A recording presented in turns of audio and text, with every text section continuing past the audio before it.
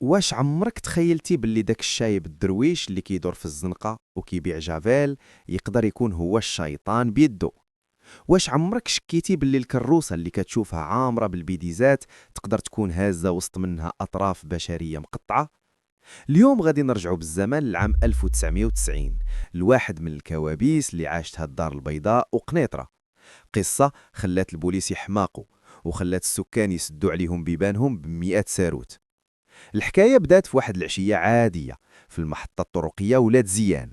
الكار الحافلة المتجه لمدينة القنيطرة كان عامر بالمسافرين، الموتور ديمارة والناس كل واحد غارق في همومه. في وسط الطريق الحافلة وقفات باش تهز ركاب وتزل وحدين، وهادشي كان عادي ديك الوقت. ولكن اللي ماشي عادي هو واحد القفة بقات محطوطة في المكان المخصص للأمتعة. الركاب نزلوا والكار وصل للقنيطرة.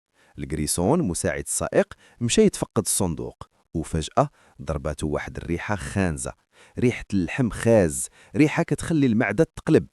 الجريسون بفضول وخوف قرب من ديك القفة المهجورة. كانت ثقيلة ومغطية بميكا كحلة.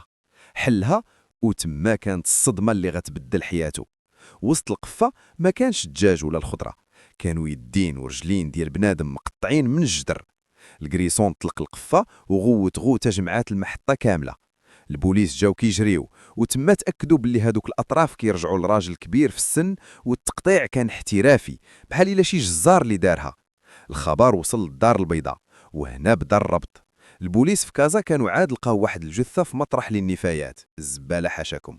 جثة عبارة عن جذع، صدر وبطن بلا راس وبلا أطراف. ملي قارنوا الجذع ديال كازا مع القطراف ديال قنيطرة لقاوهم كيكملوا بعضياتهم. الضحية كان راجل مسن فايت 60، عايش مع ولدو كان مختفي هذه أيام. السؤال اللي حمق المحققين: شكون هاد المجرم اللي غيقتل شيباني، يقطعو، يرمي النص في كازا ويصيفط النص الآخر القنيطرة في الكار؟ وعلاش؟ واش انتقام؟ ولكن هذه كانت غير البداية. سيمانة من بعد والبوليس مازال تالفين طاحت الضربة الثانية في واحد الحي شعبي في الدار البيضاء، وبالضبط مع 11 دا الليل. واحد السيد تاجر مول حانوت في عمره 67 عام، معروف بالطيبوبة ديالو. ولدو جاي يطلع عليه في الحانوت حيت تعطل، لقاه طايح غارق. المنظر كان مرعب، الشيباني مذبوح ومضروب طعنات غادرة في الظهر. ولكن الأبشع، يدو اليسرية كانت مقطوعة ومحطوطة حداه فوق الكونطوار. البوليس قلبوا جيوبو، لقاو الفلوس كاينة، القاتل ما سرق والو. إذا الدافع ماشي السرقة، الدافع هو الدم. القاتل باغي يقتل ويمثل بالجثث. هنا تأكدوا باللي عندهم سفاح متسلسل كيدور في المدينة، والهدف ديالو هو الناس الكبار. الرعب انتشر في المدينة، الشيبانيين ولاو كيخافوا يخرجوا بوحدهم. البوليس داروا حالة استنفار قصوى، ولكن المجرم كان شبح، ما كيخلي لا بصمة لا شاهد لا دليل، كيضرب في الليل وكيختفي في الظلام. دازت سيمانة أخرى، طاحت الضحية الثالثة، راجل خمسيني آخر، تقتل بنفس الطريقة الوحشية، طعنات في الظهر وتمثيل بالجثة ورمي في الخلاء. الطب الشرعي أكد باللي القاتل عنده قوة جسدية كبيرة وكيعرف يستعمل السكين بمهارة، وكينفذ جرائمه ببرودة الدم ما كيتخيلهاش العقل. شهرين دازوا والملف ولا قضية رأي عام. في واحد الليلة واحد الراجل كبير في السن كان معروف في الحي ديالو باللي مبلي شوية بالشراب، كان كيجلس قدام باب دارو يشرب كاس ويدخل ينعس. في ديك الليلة ولد الضحية دخل للدار، خلى باه جالس في الباب. دازت نص ساعة، خرج يطلع عليه، لقاه ما كاينش. الولد قال يمكن مشى يجيب الكارو. تسنى شوية والو، خرج يقلب في الدرب، وفجأة شاف واحد المنظر جمد الدم في عروقه. قدام باب دارهم لقى طرف من الجسد ديال باه، والدم مازال سخون. كيفاش؟ باه كان هنا قبل نص ساعة. شكون قدر يختفوا، يقتلوا، يقطعوا ويرد طرف منه للباب في هذا الوقت القياسي؟ هاد السرعة في الإجرام خلات البوليس يشكوا باللي القاتل ساكن في الحي وقريب بزاف، وعنده وسيلة باش يهز الجثث بلا ما يشك فيه حد. الكوميسار جمع الفرقة وبداو كيمشطوا الحي دار بدار، وهنا بان الخيط اللي غادي يفك اللغز. واحد الشاهد جار الضحية جا عند البوليس وهو كيترعد وقال لهم: الشاف، أنا كنت دايز قبيلة وشفت الضحية كان جالس كيهضر مع واحد الراجل. البوليس: شكون هذا الراجل؟ واش غريب؟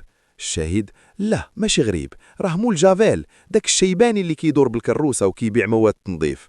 شفتهم جالسين كيضحكوا ومشيت وخليتهم.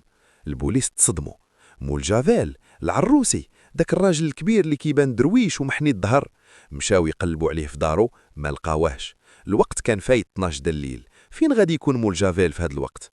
الفرقة انتشرت في الأزقة المظلمة كيقلبوا على كروسة، وفي واحد الزنقة خاوية بانت ليهم الكروسة جاية كتمشي بالشوية وكيجرها العروسي بتثاقل. البوليس وقفوه. وقف، فين كنت يا الحاج في هذا الليل؟ العروسي بملامح باردة وابتسامة صفرة جاوبهم: كنت في القهوة كنتفرج في الماتش ويالله راجع النعس. البوليس شكوا فيه، حيت القهاوي في ذاك الوقت كتسد بكري. داوه للقهوة اللي ادعى أنه كان فيها، لقاوها مسدودة بالسناسل. العساس أكد لهم باللي القهوة سدات مع التسعد. الكذبات فرشات. داوه للكوميسارية وبدا التحقيق. في الأول أنكر، ولكن ملي واجهوه بالشاهد وباللي لقاوه كيدور في الليل بلا سبب، العروسي طرطق وبدا كيعاود الرعب بلسانه. اعترف باللي هو السفاح، ولكن الاعترافات ديالو كانت صادمة أكثر من الجرائم براسها.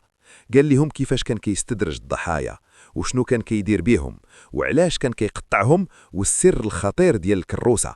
شنو كان كيدير مول جافيل بالجثث وسط الكروسة، وعلاش كان كيقتل الشيبانيين بالضبط واخا ما كيسرقهمش، وشنو لقاو في دارو ملي فتشوها. تحت الضغط العروسي مول جافيل قرع كل شيء. المحققين كانوا كيتسناوه يقول كنت باغي نسرقهم أو كانت تصفية حسابات، ولكن العروسي جاوبهم ببرودة دم: أنا كنقتل حيت كنرتاح، كنلقى متعة ملي كنغرس الموس في ظهرهم، ما عندي ما ندير بفلوسهم. العروسي كان سيكوباتي سادي، كان كيختار ضحاياه من كبار السن حيت ما يقدروش يقاوموه، وكان كيستغل الثقة ديالهم فيه كبائع جافيل معروف في الحي. قال لهم كنت كنجلس معاهم نضحك معاهم نعطيهم الأمان، وملي كيعطيوني بظهرهم كنغدرهم بضربة واحدة قاضية. وبالنسبة للجوزات هما كانت الصدمة الكبيرة. العروسي كان كيستعمل الكروسة ديالو أي عربة اليد كوسيلة لنقل الجثث. كان كيغطي الجثة بالبيديزات ديال جافيل والميكات وكيتمشى بها وسط الزحام ووسط الناس، وحتى حد ما كيشك باللي مول جافيل هاز معاه جثة مقطعة. كان كيدي الضحايا لدارو وتما كيمارس الطقوس المريضة ديالو في تقطيع الأطراف باش يسهل عليه يرميهم في بلايص متفرقة، بحال فاش صيفط الأطراف القنيطرة باش يلتف البوليس. في الليلة اللي حصل فيها كان قتل جارو الضحية الأخيرة. استغل الظلام، ضربوا ودخلوا لدارو. دار العروسي كانت قريبة. قطعوا وهز الأطراف في الكروسة ورماهم قدام دار الضحية كنوع من التحدي أو الجنون، وكان راجع لدارو باش ينعس، ولكن قدر الله أن الشاهد يشوفه والبوليس يطيحوا عليه. نهاية السفاح. ملي فتشوا دارو لقاو أدوات الجريمة، سكاكين، سواطير وآثار دموية قديمة حاول يغسلها. المحكمة قدام هول الجرائم وبشاعة الأفعال وحالة الرعب اللي خلقها في الدار البيضاء نطقت بالحكم العادل والوحيد اللي كيستحقوا هذا الوحش: الإعدام. العروسي مول جافيل تسجل في التاريخ كواحد من أخطر القتلة المتسلسلين في المغرب، وقصته بقات عبرة باللي المظاهر خداعة وباللي الشر يقدر يتخبى مورا وجه عجوز مبتسم كيبيع جافيل. العبرة يا سادة، ما تثقش في المظاهر وما تعطيش الأمان المطلق للغرباء وخا يكونوا وجوه مألوفة. الحذر واجب، والله يحفظنا ويحفظ والدينا من شرور الخلق. شنو رأيكم؟ واش فايت لكم سمعتوا بهذه القصة في التسعينات؟